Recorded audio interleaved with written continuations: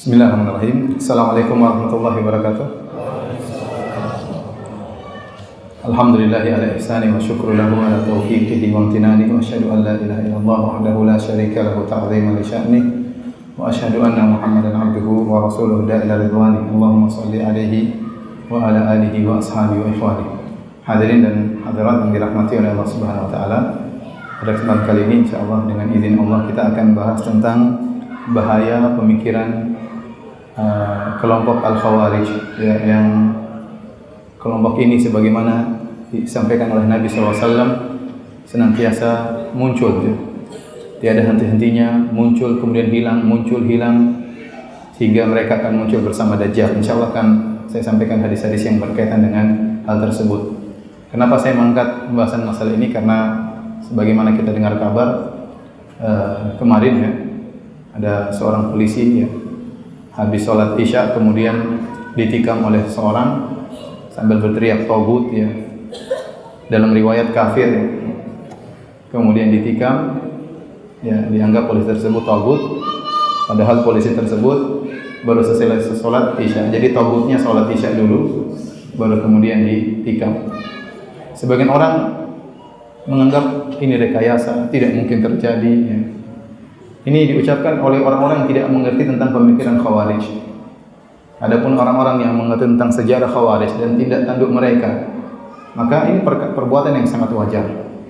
Sebelumnya kita sudah mendengar ada polisi yang dibom tatkala sholat Jumat, ya. Karena memang aparat negara merupakan sasaran utama untuk dianggap sebagai togut. Togut artinya kafir, dan kafir harus dibunuh. Pemikiran sederhana seperti itu. Ini sudah banyak terjadi, bahkan terjadi di negara Arab Saudi, ya. Sampai ada suatu tempat aparat di Arab Saudi, masjid yang dibom lagi sholat zuhur, sehingga banyak meninggal dunia. Padahal di situ orang lagi sholat zuhur dan banyak sekali Al-Quran berlumuran darah. Padahal di situ ada halaqah tahfidz, ya. Banyak tentara-tentara yang menghafalkan Al-Quran, kemudian mereka dibunuh. Dan kita tidak heran, ya, baru-baru saja juga sebelumnya ada usaha untuk menghancurkan, mengebom kilang minyak di Arab Saudi. Alhamdulillah ketahuan, ya, sehingga banyak ulama berbicara seandainya kilang minyak tersebut berhasil dibom, padahal di situ ada banyak perumahan, ribuan orang akan meninggal dunia dan akan berpengaruh terhadap ekonomi Arab Saudi. Sehingga banyak ulama mengatakan jangan sampai simpati sama orang Khawarij. Kalau Anda simpati sama mereka berarti Anda ridho agar ribuan orang terbunuh. Seandainya dia berhasil mengubah, apa yang terjadi? Mungkin orang heran, mana mungkin ada seorang menikam polisi dengan mengatakan togut. Jangankan itu, bahkan di Madinah tahun lalu terjadi bom, ya. Ingin ngebom di masjid.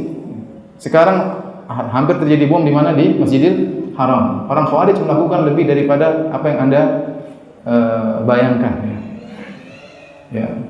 Belum ISIS, ya, bagaimana sikap mereka yang begitu brutal, membunuh kaum muslimin, membunuh para ulama di Irak, ulama ahlu sunnah yang dianggap membantah mereka, yang tidak berbayat dengan pemimpin mereka, dibunuh, ya, dengan sadisnya, ya. Itu mereka lakukan, dan mereka menganggap itulah ibadah kepada Allah Subhanahu wa taala. Jangankan polisi, orang-orang Khawarij di zaman Utsman bin Affan, mereka membunuh Utsman bin Affan radhiyallahu anhu, Dzun Nurain, pemilik dua cahaya, yang menikah dengan dua putri Nabi sallallahu alaihi wasallam, ya.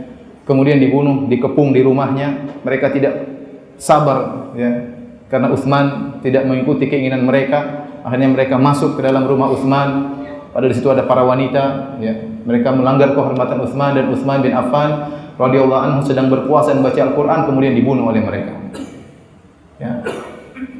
Dan mereka merasa itu ibadah kepada Allah Subhanahu wa taala. Kemudian mereka lakukan juga kepada Ali bin Abi Thalib radhiyallahu anhu, yang merupakan menantu Nabi sallallahu alaihi wasallam dan sepupu Nabi sallallahu alaihi wasallam, yang dijamin masuk surga oleh Allah Subhanahu wa taala, dijamin masuk surga oleh Nabi sallallahu alaihi wasallam. Tatkala dia hendak keluar salat subuh, maka kemudian ditikam di kepala beliau radhiyallahu taala anhu, kemudian meninggal dunia. Dan yang membunuhnya adalah Abdurrahman bin Muljim. Dan dia adalah seorang yang sangat taat beribadah. Sampai waktu ditangkap dipotong kedua kakinya, dipotong tangannya, dan dia masih berzikir kepada Allah Subhanahu wa taala. Luar biasa. Orang kalau melihat dia akan terpesona melihat bagaimana hebatnya ibadah orang ini. Kalau tidak tahu yang dibunuh Ali, mungkin orang akan husnudzon kepada pembunuh ini. Ini orang hebat, dipotong tangannya, dipotong kakinya masih berzikir kepada Allah Subhanahu wa taala. Tapi kalau kita tahu yang dibunuh ternyata Ali, kita tahu ini setan. Seandainya kita tidak tahu, seandainya yang dibunuh polisi, kita bilang ini pasti wali Allah. Dipotong masih berzikir kepada Allah Subhanahu wa taala. Sampai tatkala lidahnya akan dipotong, maka dia pun ketakutan. Dia mengatakan, "Inni akhafu an tamurra alayya sa'atun la adzkurullaha fiha." Saya takut lewat waktu saya tidak berzikir kepada Allah, jangan potong lisanku. Luar biasa ibadahnya. Ya. Tapi barang siapa yang menelaah hadis-hadis Nabi SAW, mereka tidak heran melihat ibadah orang-orang Khawarij yang sangat luar biasa. Saya akan sebutkan hadis-hadis yang menunjukkan bahwasanya Khawarij akan selalu muncul hilang, dan seterusnya. Karena sebagian orang tatkala kita membahas Khawarij, seakan-akan Khawarij itu tidak ada. Sudah punah di zaman Ali bin Abi Thalib. Mereka mengasankan demikian. Ya, bahwasanya pemikiran Khawarij ini sudah tidak ada lagi. Padahal tidak benar. Rasulullah SAW menjelaskan dalam hadis-hadisnya bahwasanya pemikiran tersebut akan selalu muncul sampai akhirnya mereka mengikuti Dajjal. Di antaranya hadis yang diriwayatkan oleh Ibnu Umar sebagaimana termaktub dalam Sunan Ibnu Majah nomor 174 ya. Anna Rasulullah sallallahu qala, bahwasanya Rasulullah sallallahu bersabda, "Yansha'u nash'un yaqra'una al-Qur'ana la yujawizu taraqiyahum, kullama kharaja qarnun quti'." Kata Nabi sallallahu alaihi wasallam, akan muncul sekelompok orang yang mereka membaca Al-Qur'an, yang Al-Qur'an tersebut tidak melewati tenggorokan mereka, yaitu mereka hanya baca, tidak mengerti tafsirannya. Kullama kharaja qarnun quti', setiap keluar kelompok mereka maka dipotonglah mereka, artinya mereka hilang, dibasmi, kemudian dikalahkan. Qala Ibnu Umar berkata, sami'tu Rasulullah sallallahu alaihi wasallam yaqul kullama kharaja qarnun quti', aku mendengar Rasulullah SAW bersabda, setiap muncul tanduk mereka, setiap muncul kelompok mereka, terpotong tanduk mereka, aktsara min 20 marrah, aku mendengar Rasulullah SAW mengulanginya sampai lebih dari 20 kali. Kata Rasulullah SAW, setiap muncul kemudian terpotong, setiap muncul terpotong, setiap muncul terpotong, lebih dari 20 kali Nabi SAW mengulang-ulanginya. Kemudian hatta yakhruja fi iradihim ad-dajjal, sampai keluar bersama pasukannya Dajjal.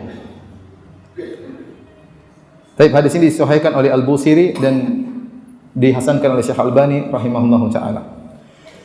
Demikian juga diriwayatkan Imam Ahmad dalam jalur yang lain dari Ibnu Umar juga. Beliau berkata, sami'tu Rasulullah sallallahu yaqul, aku mendengar Rasulullah sallallahu bersabda, yakhruju min ummati qaumun yusi'una al-a'mal, akan muncul dari umatku suatu kaum yang mereka buruk amal mereka. Yaqra'una al-Qur'ana la yujawizu hanajirahum, mereka membaca Al-Qur'an tetapi Al-Qur'an tersebut tidak masuk dalam dada mereka, tidak melewati tenggorokan mereka, hanya di lisan saja. Mereka tidak mengerti tafsirannya. Yahqiru ahadukum amalahu, yahqiru ahadukum amalahu. Kata Nabi kepada para sahabat, yahqiru ahadukum amalahu min amalihim. Kalau salah seorang dari kalian, wahai para sahabatku, melihat mereka, maka dia akan minder, menganggap remeh amalannya jika dibandingkan dengan amalan orang-orang Khawarij. Ini menunjukkan amalan mereka luar biasa. Siapa tidak kagum melihat seorang yang membunuh Ali bin Abi Thalib, dipotong tangannya, dipotong kakinya, tetap berzikir kepada Allah Subhanahu wa taala. Tatkala ingin dipotong lisannya, dia tetap takut ada waktu lewat dia tidak berzikir. Ini menunjukkan dia setiap saat apa? Berzikir. Dan dia membunuh Ali bin Abi Thalib dengan merasa itulah ibadah yang paling mulia yang bisa dia ajukan di hadapan Allah Subhanahu wa taala. Kenapa? Karena dia mengkafirkan Ali bin Abi Thalib. Karena dia sebelumnya juga mereka mengkafirkan Utsman bin Affan. Ya, karena Utsman bin Affan dituduh, diprotes, menuduh mereka memberontak, ya, kemudian mereka membunuh Utsman karena Utsman bin Affan dituduh tidak berhukum dengan hukum Allah Subhanahu wa taala, dianggap melakukan nepotisme, mengangkat keluarga kerabat-kerabatnya sebagai pejabat, ya. Akhirnya mereka protes dan mereka bunuh Utsman. Ali bin Abi Thalib juga demikian. Dianggap seorang pemimpin yang tidak adil karena berhukum dengan hukum selain Allah Subhanahu wa taala, ridha dengan al-hakamain, yaitu ridha dengan dua hakim, Abu Musa al-Asy'ari dan Amr bin As radhiyallahu ta'ala anhuma. Sehingga dianggap berhukum dengan hukum manusia, kemudian dibunuh oleh orang-orang Khawarij, ya. Kata Nabi SAW, yahqiru ahadukum amalahu min amalihim. Kalian wahai para sahabat akan merasa minder jika membandingkan amalan kalian dengan mereka. Dalam hadis yang lain, ya, salatakum ma'a salatihim wa siyamakum ma'a siyamihim. Kalian akan merasa minder jika membandingkan salat kalian dengan salat mereka. Kalian akan merasa minder wahai para sahabat jika membandingkan puasa kalian dengan puasa mereka. Artinya orang-orang Khawarij lebih banyak puasanya, lebih banyak apa? Salatnya. Kemudian kata Nabi sallallahu alaihi wasallam, yaqtuluna ahlal Islam, dan mereka membunuh kaum muslimin. Pekerjaan mereka memerangi orang Islam. Dan Khawarij setiap muncul demikian, mereka tidak memerangi orang Yahudi, mereka tidak memerangi orang Nasrani, yang mereka bunuh orang-orang Islam. Maka mereka ngebomnya di masjid. Ngebomnya di masjid. Sampai ada tulisan tidak ada bidadari di masjidnya. Karena sebagian mereka begitu ngebom bunuh diri yakin langsung masuk surga dapat bidadari. Sampai ada tulisan kalau cari bidadari jangan di masjid. Karena khawatir ada orang ngebom di situ. Ya. Ngebom kok di masjid, orang lagi sholat dibom. Ya, ini bodohnya seperti apa? Ngebom Masjid Nabawi, gila atau tidak? Ngebom Masjidil Haram, luar biasa. Tapi otak mereka sudah dicuci, sehingga mereka menganggap adalah suatu ibadah. Ya. Di bulan Ramadan lagi. Tahun lalu juga di Masjid Nabawi juga di bulan Ramadan. Ya. Subhanallah, alhamdulillah Allah menjaga Masjid Nabawi. Saya tidak sangka bagaimana ada mungkin 1 juta lebih orang di Masjid Nabawi, kok tiba-tiba yang para askar itu bisa menduga orang ini. Ya, padahal semua orang banyak ya. Kalau bukan Allah yang tunjukkan, nggak mungkin dia bisa tahu. Ya, orang-orang askar itu bukan lulusan ahli detektif, tidak, orang biasa aja, paling lulus SMA. Tapi kok firasat dia bisa tahu orang ini apa? Bermasalah. Ya. Ya Allah jaga Masjid Nabawi, alhamdulillah ya. Kemudian kata Nabi SAW, yaqtuluna ahlal Islam, mereka membunuh orang-orang Islam. Fa idza kharaju faqtuluhum, jika mereka keluar muncul maka bunuhlah mereka. Tsumma idza kharaju faqtuluhum, jika mereka muncul perangilah mereka. Tsumma idza kharaju faqtuluhum, jika mereka muncul bunuhlah mereka. Fatuba liman qatalahum, sungguh beruntung orang yang membunuh mereka. Wa tuba liman qataluhu, dan sungguh beruntung orang yang dibunuh oleh mereka. Kullama tala'a minhum qarnun qata'ahu Allahu azza wa jalla, setiap muncul tanduk mereka dipotong oleh Allah Subhanahu wa taala.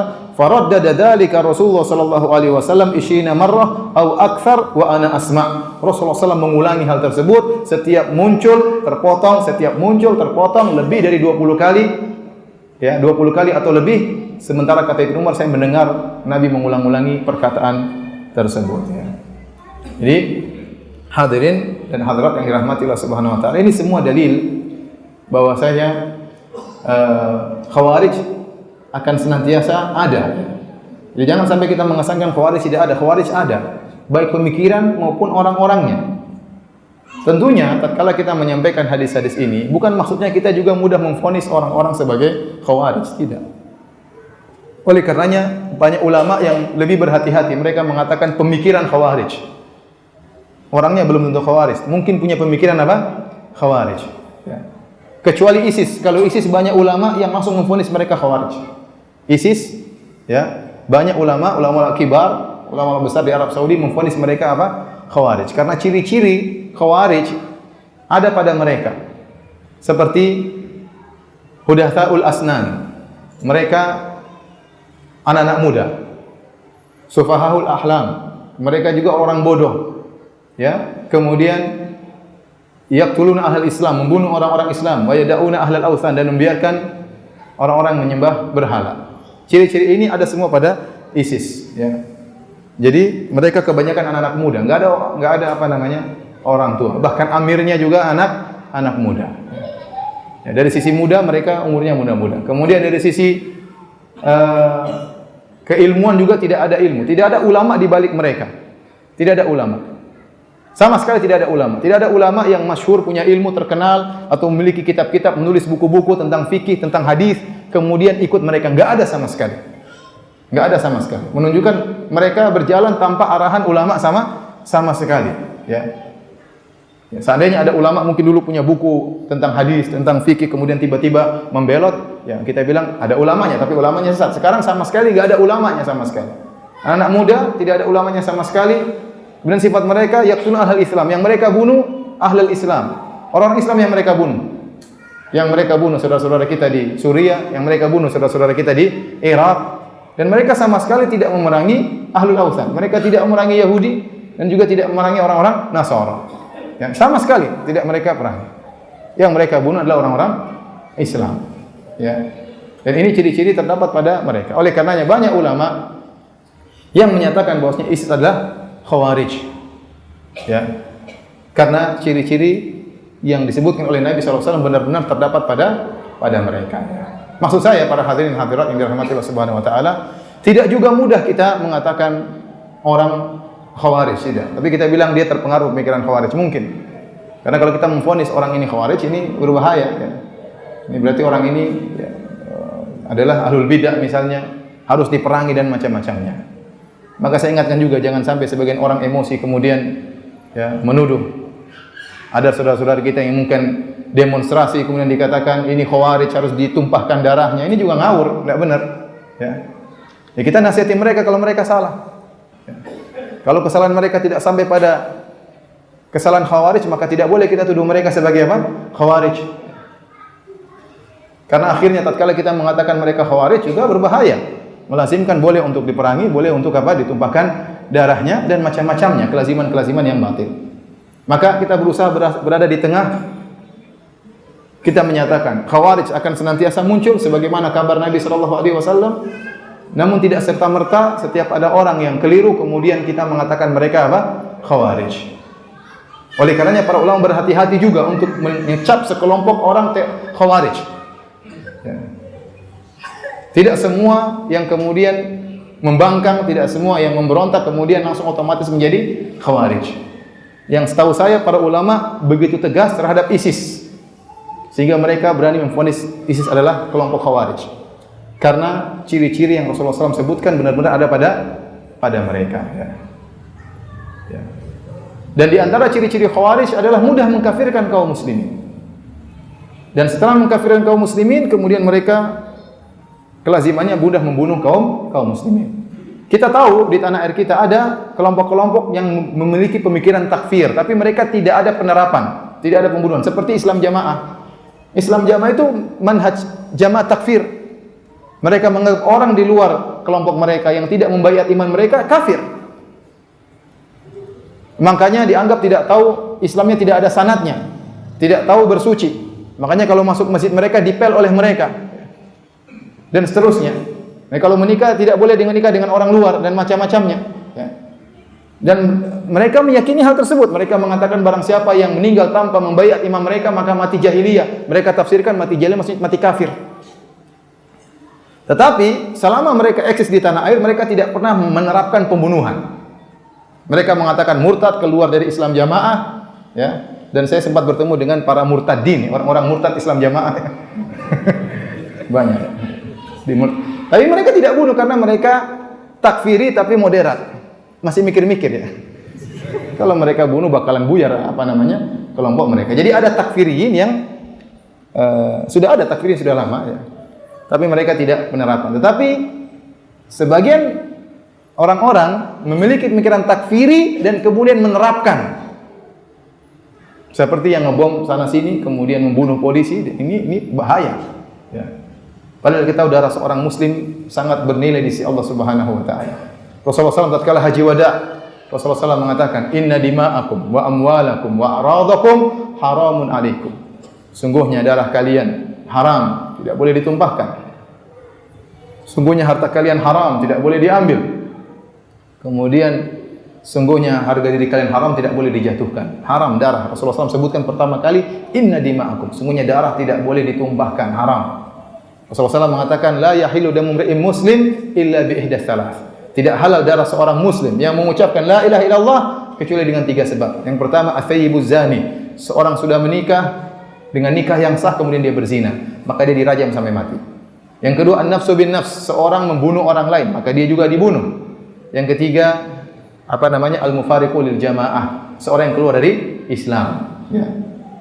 At-tarikul Islam al-mufariqul jamaah. Seorang yang meninggalkan Islam murtad dibunuh ya. Kalau dia tidak murtad maka tidak boleh dibunuh ya. Nabi SAW mengatakan la yazalul muslim fi fushatin min dinihi ma lam yusib daman haraman. Senantiasa seorang muslim berada dalam kelapangan dalam agamanya. Dia dapat kelapangan, mudah diampuni oleh Allah Subhanahu wa taala selama dia tidak menumpahkan darah yang haram. Kalau dia sudah menumpahkan darah seorang muslim, dia dalam kesempitan dalam agamanya, bahaya. Ancaman neraka luar biasa kepadanya. Ya. Rasulullah SAW juga bersabda, la zawalud dunya ahwanu indallahi min qatri rajulin muslim. Hilangnya dunia ini masih lebih ringan di sisi Allah daripada tertumpahnya darah seorang muslim. Orang muslim ini mengucapkan la ilaha illallah. Orang muslim ini salat. Salat berjamaah lagi kemudian dibunuh. Terbunuhnya, hilangnya dunia ini. Dunia yang begitu mewahnya, yang begitu indahnya, kalau hilang lebih ringan di sisi Allah daripada terbunuhnya seorang muslim yang beribadah kepada Allah, yang mengucapkan la ilaha illallah. Ini menunjukkan darah seorang muslim sangat bernilai di sisi Allah Subhanahu wa taala. Ya. Oleh karenanya tatkala Usamah bin Zaid membunuh seorang yang mengucapkan la ilaha illallah, Rasulullah SAW marah. Jadi Usamah bin Zaid dengan seorang temannya, seorang Ansari, ya, melihat seorang musyrik yang berperang dengan hebatnya luar biasa. Maka akhirnya Usamah dan orang Ansari ini menuju orang ini. Kemudian bertempur dan akhirnya orang ini pun kalah. Tatkala Usamah dan temannya ingin membunuh orang tersebut, tiba-tiba orang tersebut mengucapkan la ilaha illallah. Maka akhirnya Ansari berhenti, tidak berani karena dia tahu kehormatan la ilaha illallah. Usamah lanjutkan, dia bunuh orang tersebut. Akhirnya sampailah kabar tersebut kepada Nabi sallallahu alaihi wasallam. Rasulullah SAW marah. Rasulullah SAW berkata, "Aqataltahu ba'da an qala la ilaha illallah?" Apa kau membunuhnya setelah dia mengucapkan la ilaha illallah? Ya. Kata Usamah, ya Rasulullah, dia hanya mengucapkan untuk menyelamatkan dirinya. Rasulullah SAW mengatakan, "Hal syaqaqta an qalbi?" Apa kau sudah belah dadanya? Kau tahu dia mengucapkan karena untuk menyelamatkan dirinya? Rasulullah SAW marah kepada Usamah. Padahal Usamah sangat disayang oleh Nabi SAW. Kenapa? Karena dia membunuh seorang yang mengucapkan la ilaha illallah. Nah, pemikiran takfiri di tanah air ya, sudah berkembang. Selain Islam jamaah, ada kelompok-kelompok yang lainnya. Sampai pada tingkatan ya, takfir yang luar biasa. Ya. Mengkafirkan pemerintah, kemudian mengkafirkan DPR, MPR, mengkafirkan aparat pemerintah, semuanya tagut ya.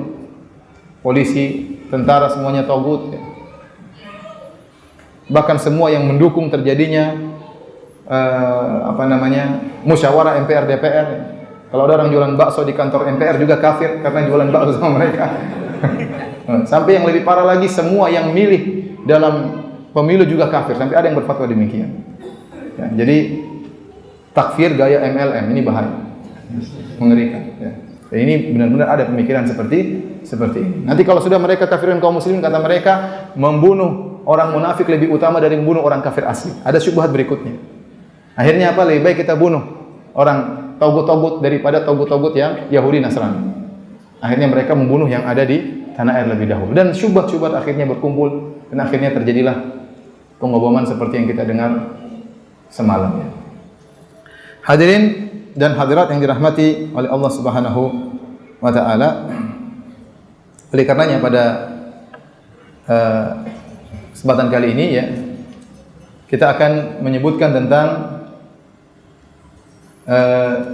ciri-ciri dan akidah orang-orang Khawarij. Ciri-ciri dan akidah orang-orang Khawarij. Di antara ya, akidah orang-orang Khawarij saya sebutkan ya. Jadi selain mereka mudah mengkafirkan, dan ini ciri utama juga ya. Sebagaimana mereka mengkafirkan Ali bin Abi Thalib, sebagaimana mereka mengkafirkan Utsman bin Affan gara-gara dianggap tidak berhukum dengan hukum Allah Subhanahu wa taala ya. Demikian juga mereka mudah mengkafirkan sebagian kaum muslimin hanya mungkin karena tidak berhukum dengan hukum Allah Subhanahu wa taala. Dengan begitu mudahnya mereka mengkafirkan kaum muslimin ya. Ada akidah juga yang mereka yang berbahaya yang harus kita ketahui bersama, yaitu wajibnya memberontak ya. Wujubul khuruj 'alal hakimil ja'ir.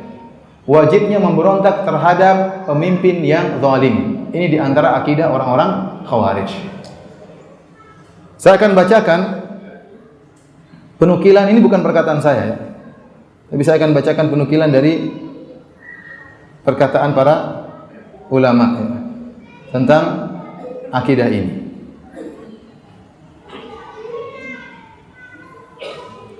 Di antaranya yang dinukil oleh Abu Hasan Al-Asy'ari dalam kitabnya Maqalatul Islamiyyin.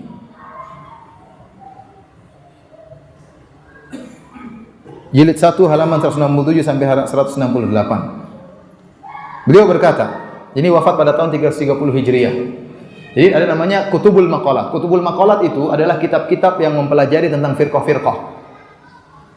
Di antaranya Maqalatul Islamiyyin karangan Abu Hasan Al-Asy'ari, di antaranya Al-Fisal fil Milal wan Nihal wal Ahwa karangan Ibnu Hazm rahimahullah taala, di antaranya Al-Farqu bainal Firaq karya Abdul Qahir Al-Baghdadi, di antaranya Al-Milal wan Nihal karya Syahristani, ya. Ini membicarakan tentang firqah-firqah. Islam terbagi menjadi sekian, Syiah, misalnya Khawarij, kemudian Murji'ah, Mu'tazilah.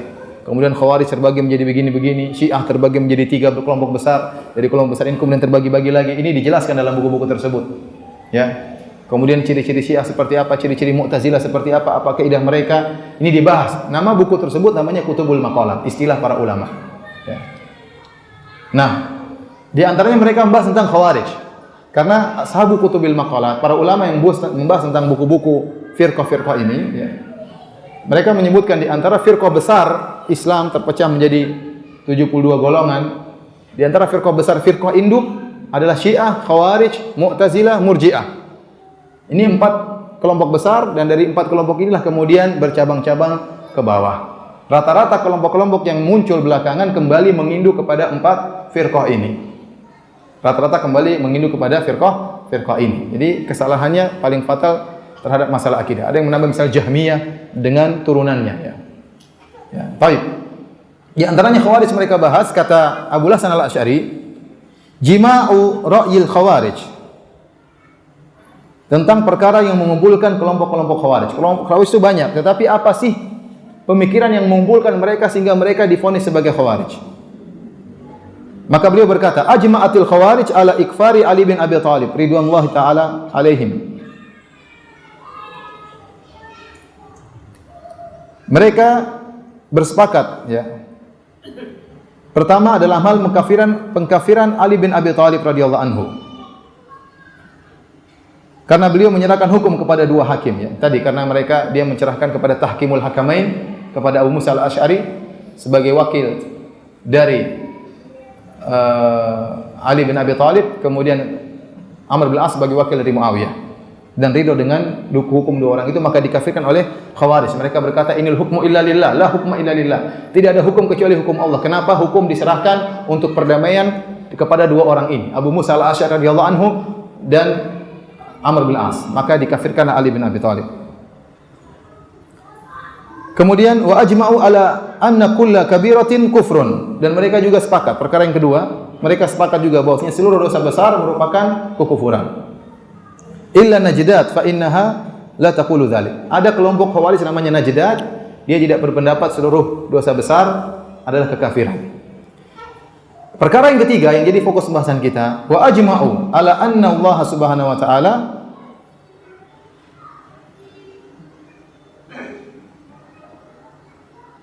yu'adzibu ashabal kaba'ir adzaban da'iman illa Najdat, ya. Bahwasanya Allah Subhanahu wa taala mengazab, ya, para pelaku dosa besar dengan azab yang abadi, kecuali An-Najdat mengatakan tidak demikian.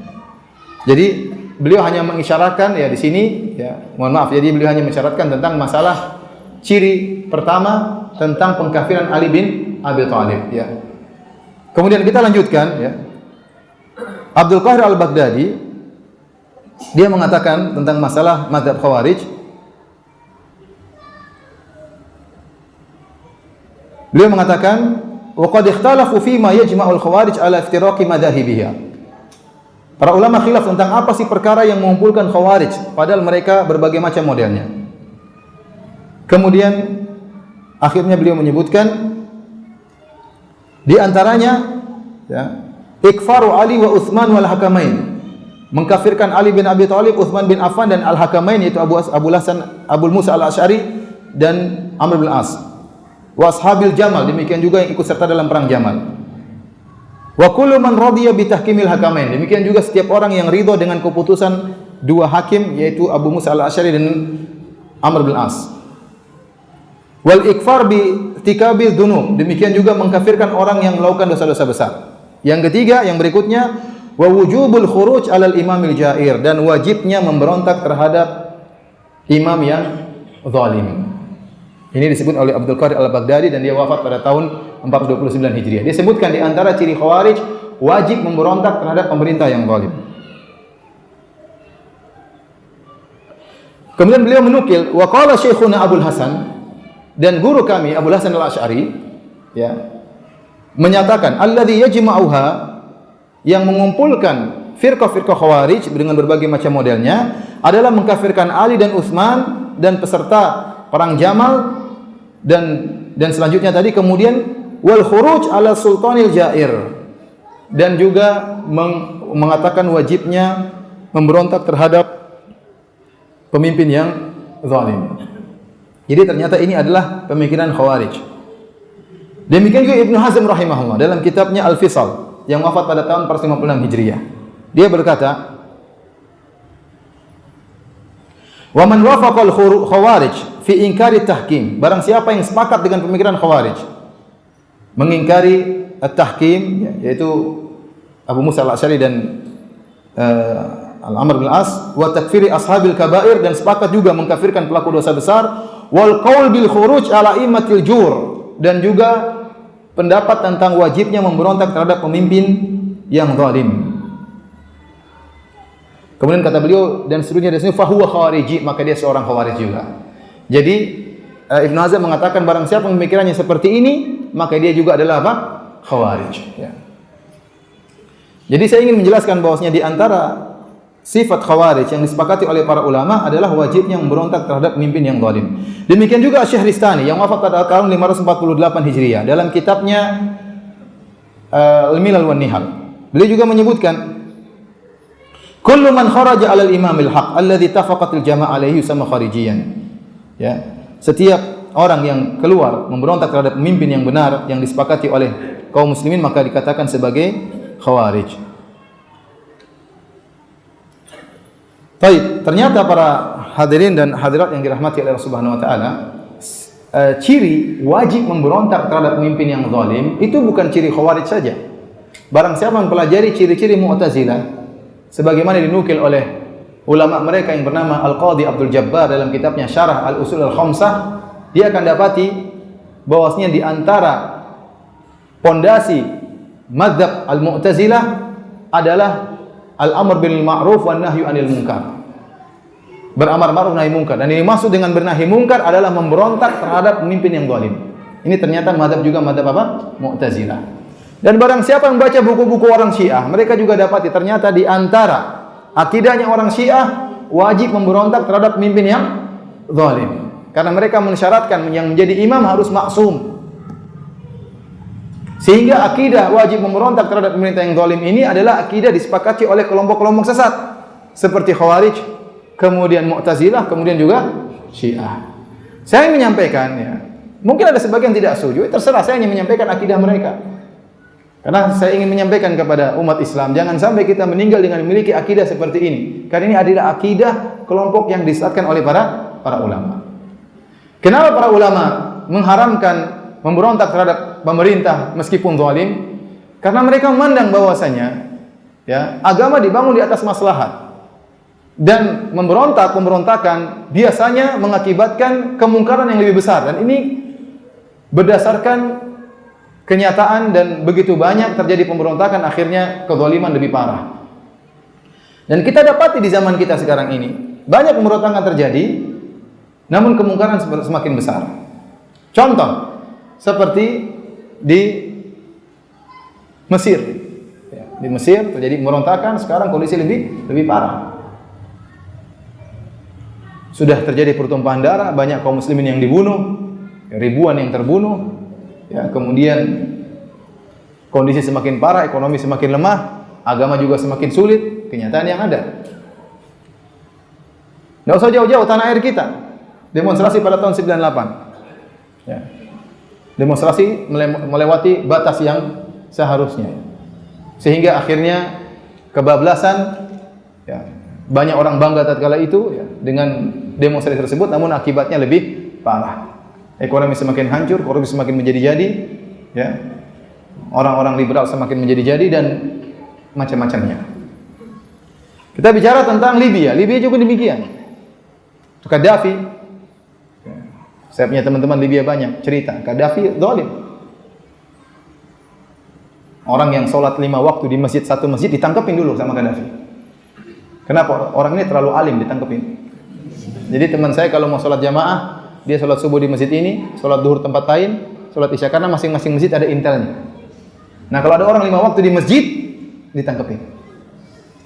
Tiba-tiba ada perintah semua yang jenggot ditangkepin. Kadang-kadang begitu Qaddafi. Kadang-kadang ada perintah semua yang cingkrang ditangkapin. Seperti itu. Ini teman saya cerita. Sampai teman saya cerita suatu saat dia ingin sholat subuh. Dia berjalan menuju masjid, tahu-tahu ada patroli. Waduh, bahaya. Dia takut ditangkap, maka dia langsung loncat ke semak-semak yang penuh dengan duri. Ya, jadi maksud saya, meskipun dia zalim, meskipun dia mengambil harta buat dia dan keluarganya, akhirnya terjadi pemberontakan. Apa yang terjadi sekarang? Hancur-hancuran sekarang. Ekonomi hancur-hancuran.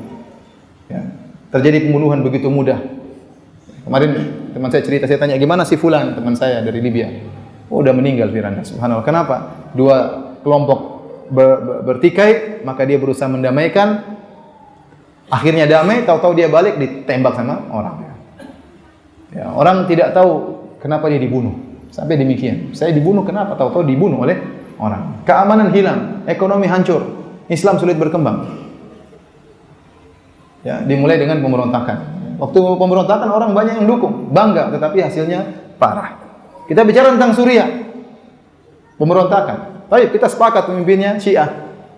Tapi para ulama telah menjelaskan bahwasanya bernahi mungkar ada syaratnya, harus menimbulkan kemaslahatan. Bahkan kalau pemimpin negara kafir maka tidak boleh memberontak kecuali punya kemampuan. Kalau tidak punya kemampuan maka tidak boleh kita wajibkan mereka untuk memberontak. Lihatlah Nabi Musa alaihissalam waktu bersama Fir'aun, dia tidak diperintahkan oleh Allah untuk memberontak Fir'aun.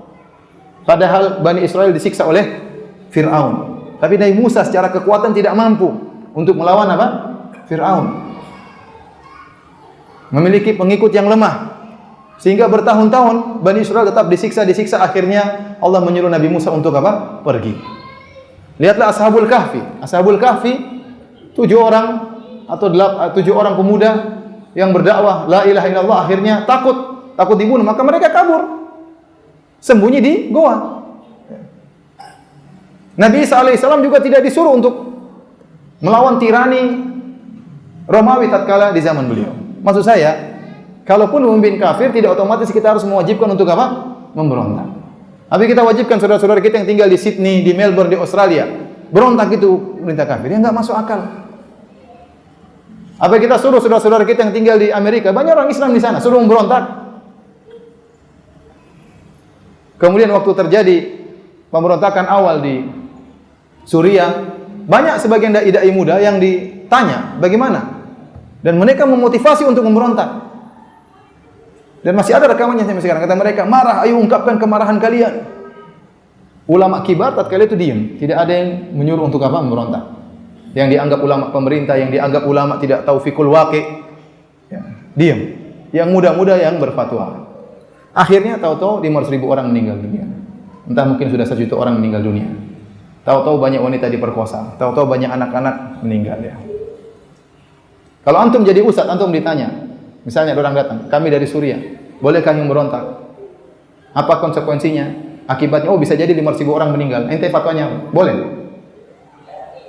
Ente kira harta darah itu murah kan? Ente kira kehormatan wanita itu murah? Diperkosa oleh orang-orang. Maka maksud saya, kenyataan yang ada, kebanyakan pemberontakan menimbulkan kondisi yang lebih buruk. Oleh karenanya, banyak dalil menunjukkan diharamkan untuk memberontak terhadap pemimpin yang zalim, meskipun zalim selama dia masih seorang muslim. Bahkan kalau dia kafir pun tidak boleh memberontak kecuali kalau punya kekuatan yang pasti bisa mengalahkan dia. Kalau tidak, maka tidak wajib untuk memberontak. Ya. Makanya hati-hati, jangan sampai kita terjerumus dalam pemikiran Khawarij. Baik. Hadirin dan hadirat yang dirahmati Allah Subhanahu wa taala, saya akan menyebutkan tentang haramnya pernyataan para ulama ya, Ahlus Sunnah tentang haramnya khuruj ya. Dalilnya banyak ya dari Al-Qur'an dan Sunnah, dari dalil Nabi sallallahu alaihi wasallam. Tetapi saya nukilkan perkataan para ulama.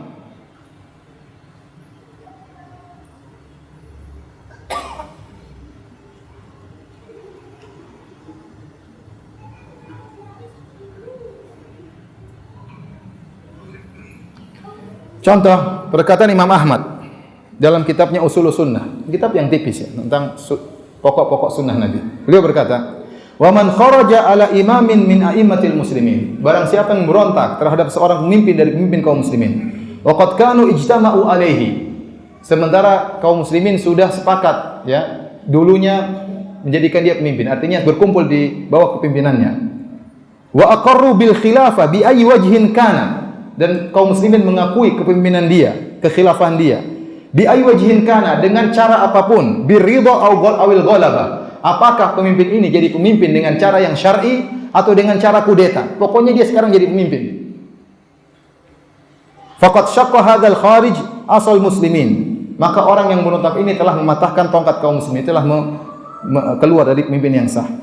Wa khalafa al-athar an Rasulillah sallallahu alaihi wasallam, dan dia telah menyelisihi dalil-dalil hadis-hadis dari Rasulullah sallallahu alaihi wasallam. Fa in mata al-khariju alaihi, maka jika dia meninggal orang ini mata mitatan jahiliyah, maka dia telah meninggal dengan model meninggalnya orang jahiliyah. La yahillu qitalu sultan, tidak halal untuk memerangi pemimpin. Walal khuruj alaihi li ahadin minan nas, tidak boleh memberontak terhadap pemimpin. Faman fa'ala dzalik, barang siapa yang melakukannya, fa huwa mubtadi' ala ghairi sunnah, maka dia seorang ahlul bid'ah, tidak di atas sunnah. Jadi Imam Ahmad mengisyaratkan ya, bahwasanya pemimpin ada dua model, dengan syar'i maupun tidak syar'i, dan ini sepakat oleh para ulama. Kepemimpinan bisa dua model. Yang pertama dengan cara syar'i, seperti yang dilakukan para sahabat memilih Abu Bakar, atau Abu Bakar kemudian istikhlaf menyuruh Umar menjadi pemimpin setelahnya, atau Umar mengambil beberapa orang kemudian salah satunya disuruh pilih, akhirnya Utsman yang naik menjadi apa? Khalifah. Ada cara yang tidak syar'i seperti kudeta. Ada pemimpin kemudian satunya memberontak akhirnya menang. Kalau dia ternyata setelah memberontak jadi pemimpin, maslahatnya kita harus taat kepada dia. Karena kalau kita berontak lagi akan terjadi pertumpahan darah lagi. Taruhlah misalnya ada seorang pemimpin, raja atau pemerintah atau presiden, ya, kemudian ada yang memberontak. Ini pemberontak ini salah, cara yang salah. Tapi qadarullah kalau ternyata dia berhasil menguasai, maka yang lain jangan mengulangi lagi. Karena sudah untuk dia menguasai hal ini, dia sudah melalui banyak pertumpahan darah. Kalau diteruskan lagi tidak akan selesai, akan terjadi pertumpahan darah lagi. Karena syariat memandang kepada maslahat. Ya.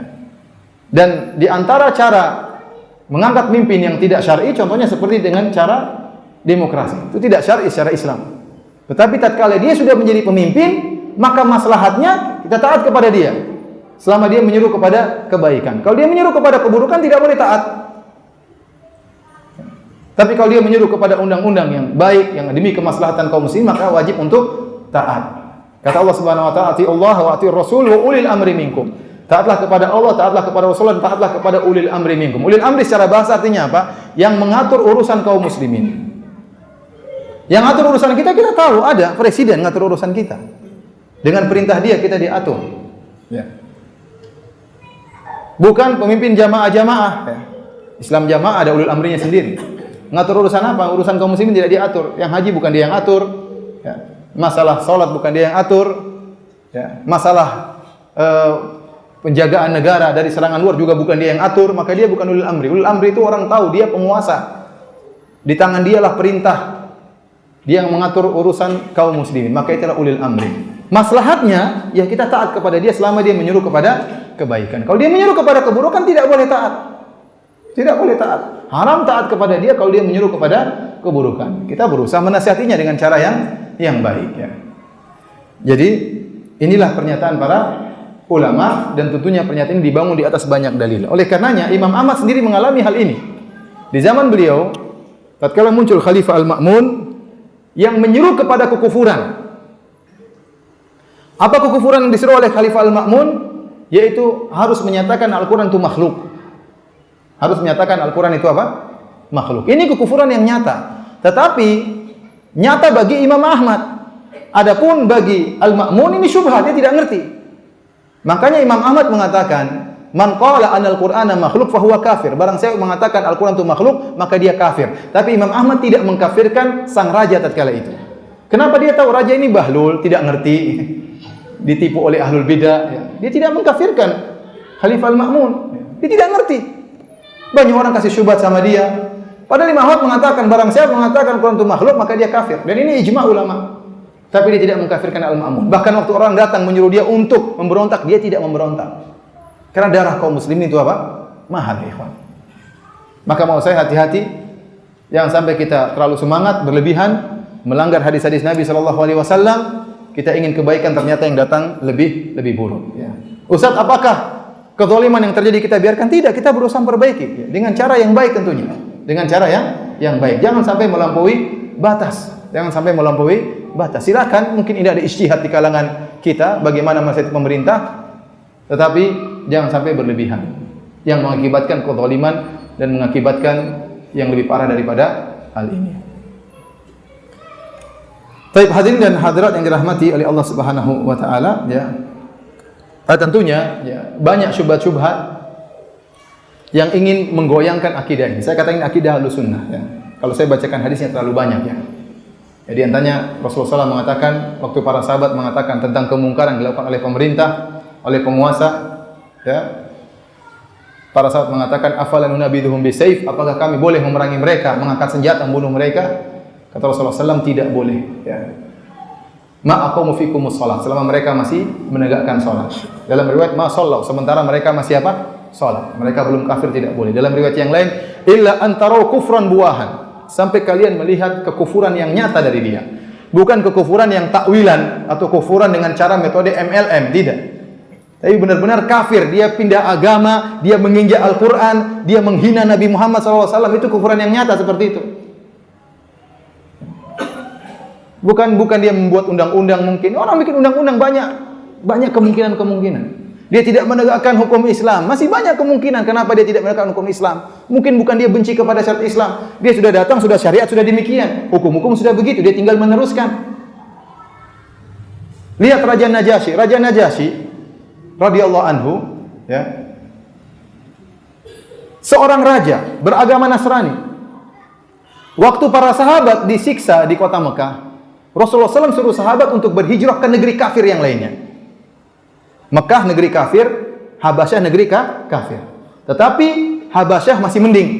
Maka Rasulullah SAW menyuruh untuk hijrah pertama dan hijrah kedua ke negeri Habasyah. Hijrah ketiga baru ke kota Madinah. Hijrah pertama, hijrah kedua ke negeri Habasyah. Rajanya kafir. Rajanya apa? Musyrik. Tapi Rasulullah SAW suruh para sahabat untuk berhijrah ke sana. Akhirnya mereka tinggal di sana dengan penuh kedamaian, bisa beribadah kepada Allah Subhanahu wa taala padahal di bawah wilayah negara yang kafir. Akhirnya didakwahi oleh Ja'far bin Abi Thalib, akhirnya Raja Najasyi pun masuk Islam. Waktu dia masuk Islam, dan ini pernyataan Ibnu Taimiyah rahimahullahu taala, ya. Kalau saya menukilkan bagus sekali, tapi waktunya sudah tidak cukup, ya. Jadi Ibnu Taimiyah menjelaskan Raja Najasyi masuk Islam dan dia tidak bisa menegakkan syariat Islam. Sampai waktu dia meninggal dunia tidak ada yang menyolatkan. Maka Rasulullah SAW melaksanakan salat gaib. Dia tidak haji, dia tidak bayar zakat. Bahkan dalam sebagian riwayat kata Ibnu Taimiyah, dia tidak salat 5 waktu. Padahal dia sudah masuk Islam. Dia tidak bisa menjalankan syariat Islam tatkala itu. Apa kita tuduh dia sebagai orang kafir? Ya. Tidak. Kenapa? Ada penghalang, dia tidak mampu. Kalau dia menjalankan syariat Islam, dia akan mungkin dibunuh oleh rakyatnya. Ya. Sehingga meskipun dia tidak bisa menjalankan syariat Islam, tidak bisa menegakkan hukum Islam, dia tetap tidak dikafirkan, bahkan dia adalah hamba yang soleh. Kenapa? Fattaqullaha mastata'tum, bertakwalah kepada Allah semampunya. Contoh lain, Nabi Yusuf alaihissalam masuk dalam raja Mesir sebagai menteri, sementara kerajaan masih kerajaan kafir. Ya. Kerajaan kafir, raja Mesir itu kafir. Ya. Makanya Allah mengatakan, maka liya'khudha akhahu fi dinil malik. Nabi Yusuf tidak mengambil Binyamin dengan aturan kerajaan raja, tapi dengan aturan Bani Israel. Jadi disebut oleh Allah dinil malik, artinya agama rajanya berbeda. Dan ini penjelasan juga oleh Syekhul Islam Ibnu Taimiyah. Ya. Nabi Yusuf hanya bisa melakukan perbaikan-perbaikan sedikit, namun tidak bisa merubah hukum negara secara total. Oleh karena sebenarnya mengatakan kalau ada seorang misalnya, mohon maaf, masuk dalam parlemen atau dia sudah dalam parlemen, kemudian dia berusaha merubah hukum, bukan hukum Allah, dia rubah mengarah yang lebih baik, yang lebih mendekat kepada hukum Islam, meskipun belum jadi hukum Islam, bisa dia dapat pahala karena dia tidak bisa merubah kemungkaran secara total. Karena bernahi mungkar bisa 2 model. bisa menghilangkan kemungkaran secara total atau mengurangi kemungkaran tersebut. Itu sudah termasuk bernahi mungkar. Dia tidak bisa merubah hukum total menjadi hukum Islam, tapi dia rubah mendekati hukum apa? Islam. Ke arah yang lebih baik. Padahal bukan hukum Islam. Oleh karena yang aneh orang-orang sekarang yang mudah mengkafirkan pemerintah, ya. Gara-gara berkatakan tidak berhukum dengan hukum Islam, ini togut dan macam-macamnya. Apa maksud mereka dengan hukum Islam? Hukum Islam maksud mereka adalah hudud, ya. Hudud. Padahal negara kita juga menegakkan hukum Islam dalam sebagian sisi. Contoh, salat pakai hukum Islam, nikah pakai hukum apa? Islam. Haji juga pakai hukum apa? Islam. Salat Id juga pakai hukum Islam. Ya sebagian tidak sempurna. Akhirnya pemerintah kafir, raja presiden kafir, DPR kafir, MPR kafir, penjual es di kantor DPR juga apa? Kafir, yang ikut pemilu juga kafir, apalagi polisi, tentara semuanya kafir, mengerikan. Jadi maksud saya tidak serta-merta ada orang berhukum dengan hukum selain Allah, mereka kemudian menjadi apa? Kafir. Ya, sebagaimana Raja Najasyi. Baik, demikian saja ya, kajian kita. Insyaallah habis salat Isya mungkin ada tanya jawab ya. Wallahu ta'ala alam bisawab. Pertanyaan pertama, Ustaz, sebagian orang mengatakan bahwa orang-orang pemerintah termasuk aparat TNI atau Polri, PNS disebut togut. Ada togut ikut pengajian sini? Sebenarnya apa sih yang disebut dengan togut? Dan benarkah yang disebutkan di atas merupakan togut? Jadi togut ya, wa may yakfur bit togut, kata Allah, dan barang siapa yang kufur kepada togut. Ya, dan ayat-ayat dalam Al-Quran disebut tentang masalah togut. Togut secara bahasa jadi togo, yaitu melampaui batas. Oleh karenanya para ulama mendefinisikan di antara Ibnu Qayyim rahimahullah taala, demikian juga sebelumnya Ibnu Jarir At-Tabari dalam tafsirnya, intinya bahwasanya togut adalah kullu ma yu'badu min dunillah, setiap yang disembah selain Allah Subhanahu wa taala. Dengan takyid, dengan dengan syarat wa huwa radin, dan dia ridho disembah selain Allah Subhanahu wa taala. Karena tidak semua yang disembah selain Allah itu tagut. Contohnya para nabi disembah. Ya, Nabi Isa disembah, ya. Orang-orang soleh disembah, ya. Tetapi mereka bukan tagut, ya. Para ulama menyebutkan di antara tagut seperti iblis. Jelas iblis adalah tagut, setan adalah tagut. Di antara tagut seperti dukun. Ini juga disebut oleh para ulama. Di antara ru'usut tawaghid, kelompok pemimpin para tagut adalah para dukun. Kemudian juga orang-orang yang menyuruh untuk menyembahnya. Jadi dia menyuruh pengikutnya untuk menyembah dirinya dan dia ridho. Itu juga apa? Tagut. Di antara juga para ulama menyebutkan tagut adalah yang berhukum dengan hukum selain Allah Subhanahu wa taala, ya, dan dia merasa bahwasanya hukum tersebut sama dengan hukum Allah, atau bahkan boleh berhukum dengan pengganti hukum Allah Subhanahu wa taala, ya, maka itu juga dikatakan apa? Tagut, ya. Nah, apakah pemerintah termasuk tagut, ya? Tadi telah kita jelaskan bahwasanya kondisi orang yang berhukum dengan hukum selain hukum Allah, hukum asalnya adalah kufrun duna kufrin. Ini adalah pendapat Ibnu Abbas. Kalau antum buka buku tafsir apapun, tafsir para salaf dari tafsir Ibnu Jarir, tafsir Ibnu Katsir, tafsir Al-Baghawi, tafsir yang menyebutkan riwayatan dari para salaf, maka seluruh buku-buku tafsir tersebut menyebutkan wa man lam yahkum bima anzalallah fa ulaika humul kafirun, barang siapa yang berhukum dengan selain hukum Allah, mereka adalah orang-orang kafir. Maka kata Ibnu Abbas, kufrun duna kufrin, itu kufur kecil. Kufur apa? Kufur asghar. Jadi hukum asal berhukum dengan selain hukum Allah adalah kufur kecil. Kapan menjadi kufur akbar? Kalau dia merasa hukum ini sederajat dengan hukum Allah, atau dia merasa hukum Allah boleh diganti dengan hukum selain Allah, maka ini kekufuran. Maka ini adalah kekufuran. Maka tidak serta-merta orang yang berhukum dengan hukum selain Allah adalah kafir. Contoh, ada suatu hukum misalnya di Arab Saudi berdasarkan hukum Islam. Tahu-tahu ada raja baru diganti seluruhnya. Ini kemungkinan besar dia kafir. Kenapa dia sampai mengganti seluruh hukum apa? Hukum Allah. Tapi kalau suatu negara memang asalnya sudah hukum bukan hukum Allah, kemudian ada presiden melanjutkan, ya kita tidak tahu, ya, bisa jadi dia ingin menuju kebaikan, ya, dia tidak tahu bagaimana hukum masalah ini, dan masih banyak kemungkinan sehingga tidak serta-merta kita ada orang berhukum dengan hukum selain Allah maka kemudian dikatakan kafir. Contoh sederhana, ya. Kalau kita mengatakan setiap yang berhukum dengan hukum selain Allah adalah kafir, maka kita akan mengkafirkan para demonstran yang kemarin demo. Mereka waktu demo, apa tuntutan mereka? Saudara-saudara kita waktu demo, tuntutannya adalah agar Ahok di penjara. Paham? Nah, Ahok di penjara itu hukum Islam atau hukum selain hukum Allah? Itu hukum Allah atau hukum selain hukum Allah? Berarti kan mereka sedang menuntut hukum selain hukum Allah. Berarti ini para demonstran sedang memperjuangkan kekufuran kalau begitu. Faham saya? Maksudnya tidak semudah itu kita mengkafirkan orang. Ya. Kalau setiap orang berhukum dengan hukum selain Allah kafir, saya katakan semua demonstran itu kafir kalau begitu. Ya.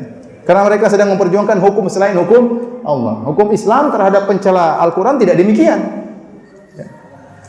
Paham maksud saya? Jadi bahkan sebagian seperti Syekh Utsaimin menjelaskan, ada orang bisa jadi, tadi sudah saya jelaskan, ada orang bisa jadi berhukum dengan hukum selain Allah, dia merubah tapi belum bisa menjadi hukum Allah, tapi dia merubah menuju yang lebih baik. Itu yang dia mampu dan dia dapat pahala. Ya, karena dia berusaha mengingkari kemungkaran dengan cara merubah kemungkaran yang lebih berat menjadi lebih ringan. Ya. Kita kenal sebagian orang pemerintahan, masya Allah, berusaha memperjuangkan hukum Allah. Tatkala ada yang berusaha menghalalkan undang-undang misalnya khamar, undang-undang zina, dia berusaha mempertahankan tidak boleh. Ya, tapi tentu tidak bisa menjadi hukum Islam secara total ya. Maka orang ini apa tidak ada nilainya di sisi Allah? Ada nilainya. Mereka telah berusaha. Tadi saya sudah jelaskan, Nabi Yusuf alaihissalam tidak bisa merubah hukum apa? Hukum raja Mesir. Makanya Allah mengatakan, "Wa laqad ja'akum Yusufu min qabl, fama ziltum fi syakkin mimma ja'akum bih, hatta idza halaka qultum la yab'athu min ba'dihi rasula." Sungguh telah datang kepada kalian Yusuf sebelumnya dan kalian senantiasa dalam keraguan sejak zaman Nabi Yusuf, terus ragu tentang yang dibawa oleh Nabi Yusuf. Jadi mereka senantiasa kafir sampai datang Nabi Musa alaihissalam, mereka terus dalam kekafiran. Jadi Nabi Yusuf tidak bisa merubah kerajaan Mesir tatkala itu. Makanya begitu Nabi Yusuf meninggal dunia, Bani Israel kemudian diintimidasi, ya dijadikan budak oleh raja-raja Mesir. Tapi dia masuk dalam pemerintahan atau tidak? Nabi Yusuf masuk dalam pemerintahan atau tidak? Masuk. Tidak bisa merubah. Tadi saya sudah sebutkan Raja Najasyi sudah jadi raja tidak bisa menerapkan hukum apa? Islam. Karena dia sudah kejebak dengan hukum bukan hukum Allah. Ya, saya katakan beda kasusnya kalau ada orang menegakkan hukum Allah seperti Arab Saudi, tahu-tahu muncul raja baru dirubah semua. Ini mungkin kemungkinan orang ini kafir. Kenapa? Karena dia menganggap bisa merubah hukum apa? Allah Subhanahu wa taala. Tapi kalau melanjutkan ini lain ceritanya, ya. Lain ceritanya melanjutkan hukum. Yang pertama, hukum yang salah dia tinggal melanjutkan, dia berusaha perbaiki, dia merubah dan yang lainnya dan masih banyak syubhat. Makanya Rasulullah SAW jelas mengatakan illa antara kufran buahan, sampai kalian melihat kekufuran yang nyata. Rasulullah tidak hanya mengatakan kufran, tapi kufran buahan, kufur yang nyata. Oleh karena sebagian ulama seperti Syekh Muhammad bin Abdul Wahab rahimahullah mengatakan kami tidak mengkafirkan kecuali yang disepakati oleh para ulama. Oleh karenanya kami hanya mengkafirkan orang yang berbuat kesyirikan yang mempunyai khalal kesalahan dalam syahadatain. Adapun kami tidak mengkafirkan karena yang meninggalkan salat, kami tidak mengkafirkan karena yang meninggalkan zakat, yang meninggalkan haji, meninggalkan puasa. Ini disebut oleh Syekh Abdul Wahab. Kami tidak mengkafirkan orang yang meninggalkan rukun yang 4. Karena ini masih diperselisihkan, ya. Paham? Jadi maksudnya kufuran buahan itu kekufuran yang disepakati oleh para ulama, itu kekufuran dan nyata, bukan karena takwil. Saya sudah jelaskan tadi Imam Ahmad Raja Al-Ma'mun mengatakan Al-Quran itu makhluk. Bahkan dia menyuruh para ulama di zamannya untuk mengatakan Al-Quran itu makhluk kalau tidak dibunuh. Ini menyuruh kepada kekufuran, bahkan maksa. Tapi tidak dikafirkan oleh Imam Ahmad. Ya. Namun, jadi yang anehnya sebagian orang hanya membatasi togut kepada pemerintah. Seakan-akan pemerintah togut dan semua PNS itu apa? Togut. Ya. Makanya saya tadi tanya, apa ada togut yang ikut pengajian di sini? Pasti ada PNS yang ikut pengajian. Ya. Baik.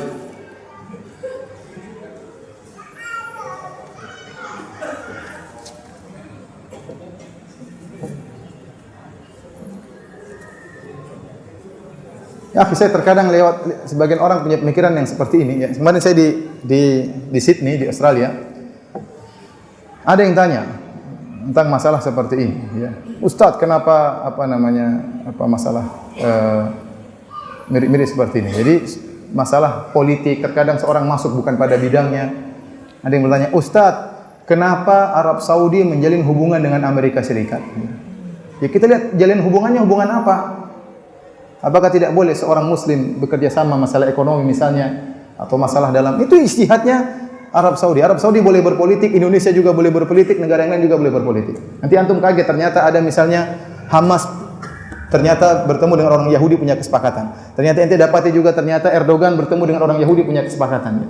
Macam-macam, mereka punya politik sendiri. Mereka punya politik sendiri. Ya. Terus saya bilang, ya, antum ngurusi orang-orang Arab Saudi, punya hubungan diplomasi dengan orang Amerika Serikat. Ente ngapain tinggal di Australia?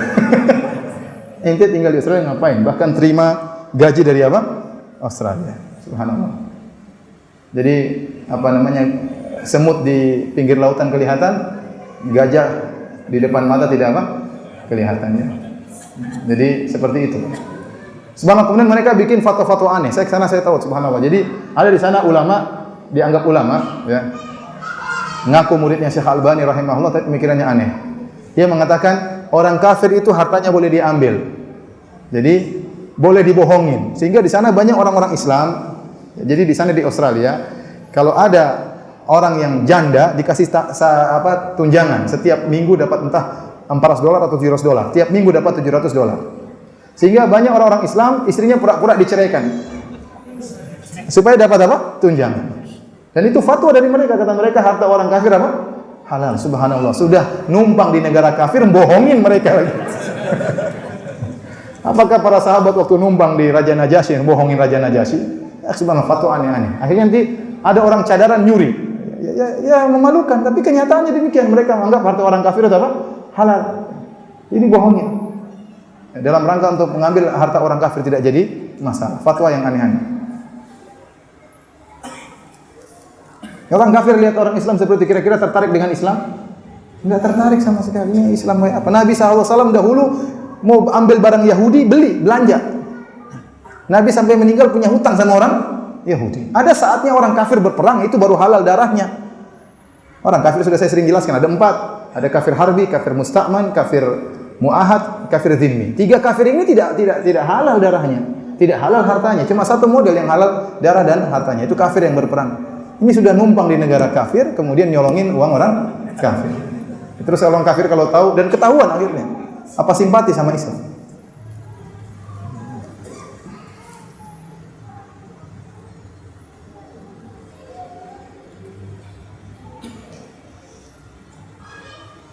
Ustadz, mengapa ada beberapa kasus kita temui untuk mendakwahkan memberi pemahaman Khawarij itu sesat ke masyarakat, di beberapa tempat dakwah tersebut tidak diperbolehkan karena akan menimbulkan perpecahan. Apakah orang yang melarang tersebut termasuk Khawarij? Jangan suka mengkhawarij-khawarijkan orang ya. Ya.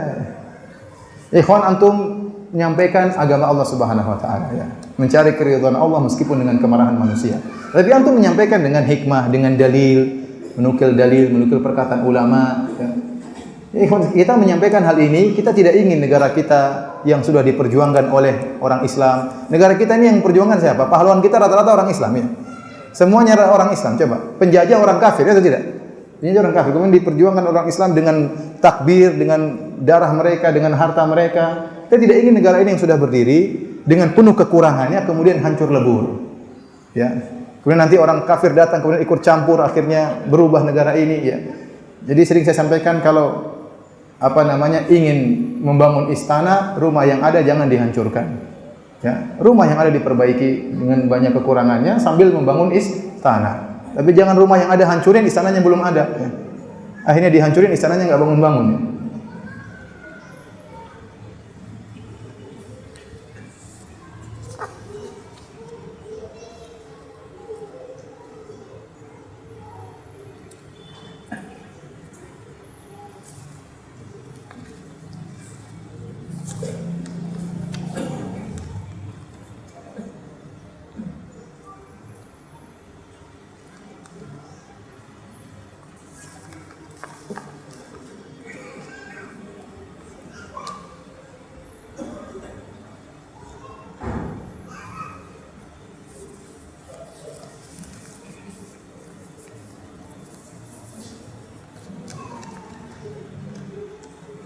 Ustaz, bagaimana pandangan antum tentang kelompok yang ingin mendirikan khilafah Islamiyah?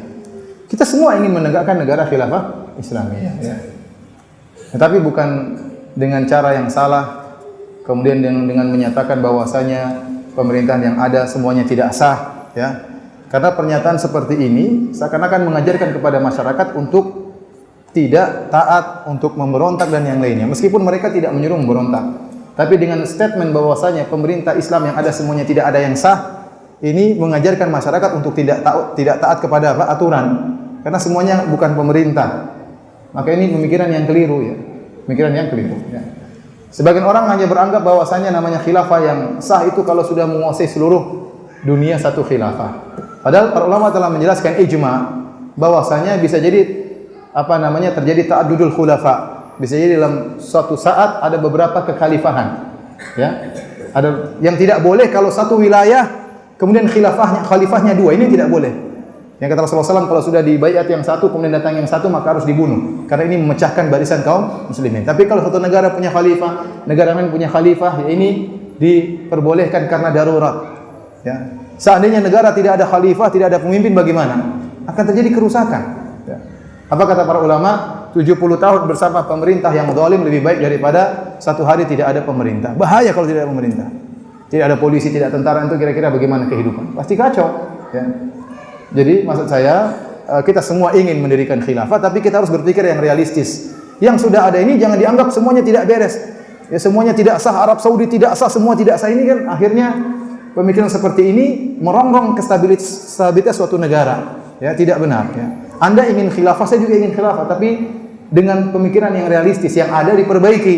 Ya, sampai Allah mentakdirkan ada khilafah yang syar'i 100% ya. Tapi kalau belum ada, jangan kemudian Anda menanamkan bahwasanya yang sekarang tidak usah ditaati misalnya atau tidak sah. Ya, ini tentunya mengganggu ya stabilitas suatu negara. Wallahu a'lam bishawab.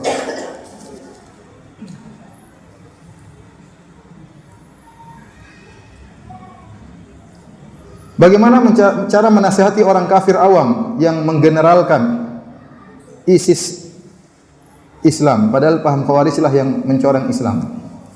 Jadi benar ya, berapa saya dapat cerita dari sebagian teman-teman di Madinah. Jadi ada sebagian orang yang tidak jadi masuk Islam gara-gara melihat ISIS. Islam sangar seperti ini. Ya. Kebetulan dia kebetulan mendapat cuplikan ISIS, wah Islam kayak begini mengerikan ya. Ya. Makanya kita menjelaskan bahwasanya itu tidak mewakili apa? Islam. Kita buktikan bahwasanya banyak orang-orang Islam yang baik, yang ramah, yang menunjukkan akhlak yang mulia. Ya. Seperti kemarin kejadian di London waktu terjadi kebakaran di mana? Di apartemen. Alhamdulillah kejadiannya waktu menjelang sahur. Sehingga banyak orang Islam yang mengetuk pintu-pintu orang kafir agar mereka selamat. Ya, bayangkan. Tidak dibiarkan orang-orang kafir tersebut mati. Ada kemanusiaan Islam mengenal juga kemanusiaan. Ya. Dan ini harusnya disebarkan menunjukkan bagaimana rahmatnya Islam. Ya. Tapi sebagian orang hanya menyebarkan yang buruk-buruk. Rasulullah SAW waktu didatangi Khawarij yang protes, ya, mengatakan, ya Rasulullah, kenapa engkau tidak adil dalam membagi ghanimah? Rasulullah SAW, ya, siapa yang bisa adil kalau saya tidak adil lagi? Maka ada sebagian sahabat kemudian yang protes mengatakan, ala adribu unuka hadzal rajul, ya Rasulullah, bolehkah saya penggal kepala orang ini yang protes terhadap hukum Rasulullah SAW? Ya Rasulullah SAW dianggap tidak adil. Maka Rasulullah SAW mengatakan, jangan, mungkin dia sholat ya. Dalam sebagian hadis Rasulullah SAW mengatakan, ya, jangan sampai orang-orang mengatakan, la yaqulan nas anna Muhammadan qatala ashabahu. Jangan sampai orang-orang nanti bicara Muhammad telah membunuh sahabatnya. Karena orang ini meskipun munafik, ya, tetapi KTP-nya Islam. Ya, ya gampangannya gitulah. Kalau saya bunuh dia, akan mencoreng nama baik Islam. Jadi Nabi juga memikirkan tentang citra Islam. Ya. Jangan sampai orang-orang mengatakan Muhammad membunuh apa? Sahabatnya. Ini sekarang orang tidak perlu. Pokoknya justru dia bunuh orang, kemudian dia share, dia bunuh orang, dia share. Subhanallah, mengerikan. Ya, tapi kita jelaskan itu tidak mewakili Islam. Kita bilang Islam ada yang benar, ada Islam yang sesat. Inilah contoh Islam yang sesat. Sampaikan kepada mereka.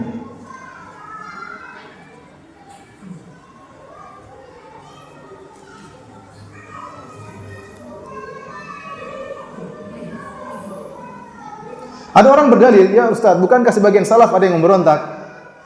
Ibnu Taimiyah rahimahullah dan Minhajus Sunnah Nabawiyah telah menjelaskan itu ijtihad sebagian para salaf, sehingga mereka kemudian tidak patuh kepada penguasa di zamannya, ya. Namun kesalahan-kesalahan mereka tidak bisa dijadikan dalil. Nanti kalau kita berdalil dengan apa yang terjadi para sahabat, kita bilang kalau gitu boleh bunuh-bunuhan. Sebagaimana perang Jamal boleh bunuh-bunuhan kan? Para sahabat juga bunuh-bunuhan. sebagaimana Muawiyah dengan Ali misalnya berperang, boleh bunuh-bunuhan, itu tidak boleh dijadikan dalil. Ibnu Taimiyah mengatakan telah terjadi ijma' setelah itu bahwasanya tidak boleh memberontak kepada pemerintah yang sah ya. Adapun yang terjadi sebelumnya ada ijtihad ya. Mudah-mudahan mereka diberi pahala oleh Allah Subhanahu wa taala karena mereka memang berhak untuk berijtihad namun keliru. Maka kesalahan tersebut tidak boleh dijadikan dalil. Karena kalau kita jadikan dalil, nanti orang bunuh-bunuhan. Enggak apa-apa bunuh-bunuhan dong sahabat dulu sebagian mereka perang ya, pasukan Muawiyah melawan pasukan Ali, terjadi perang Jamal dan macam-macamnya. Ya. Jadi berdalil dengan kesalahan itu tidak benar.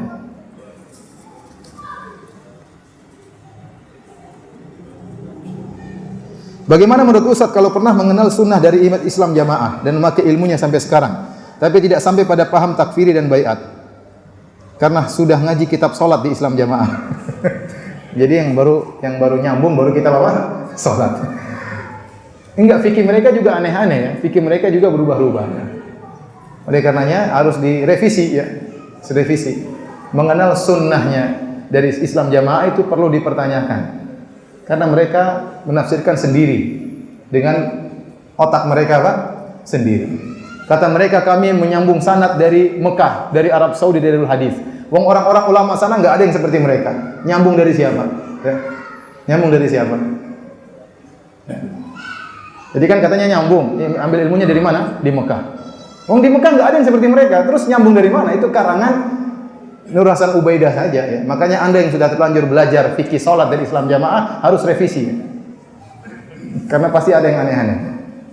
Harus direvisi.